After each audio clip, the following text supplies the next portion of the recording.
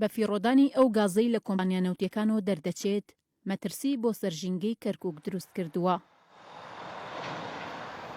پزیشکێکی پسپۆڕە لە بەڕێوەبەرایەتی ژینگەی کەرکووک ئەو مەترسیانە دەخاتە ڕوو کە بەهۆی بەهەدەردانی ئەو گازەی بە ئاسماندا بڵاو دەبێتەوە ژینگەی شارەکەی پیس کردووە.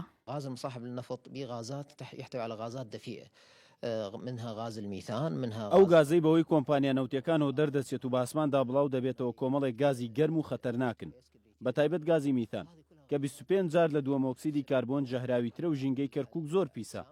ئەوەشی دەبینرێت وەک سەنتەری شێرپەنجا باشترین بەڵگەیە و وەک بەڕێوەبەرایەتی ژینگەی کەرکووک چەندین وێزگەمان هەیە بۆ چاودێریکردنی ژینگەی شارەکە و لە چەند شوێنێکی دیاریکراون.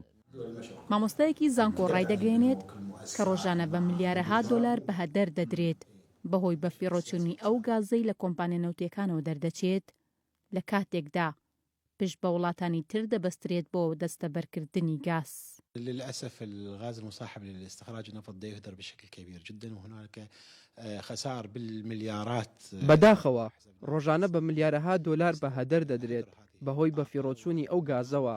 ئەمەش لە کاتێکدایە پشت دەبەستین بە وڵاتانی تر بۆ دەستەبەرکردنی گاز. ئەمڕۆ بەهەدەردانی پارەی دیاریکراو دەگاتە 1450 دۆلار لە یەک مەتر سێجای گازدا.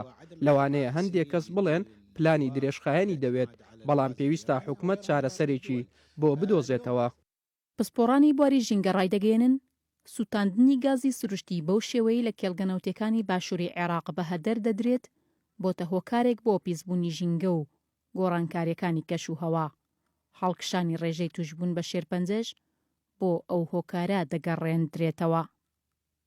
هەوار فارس، کەناڵی کەرکووک.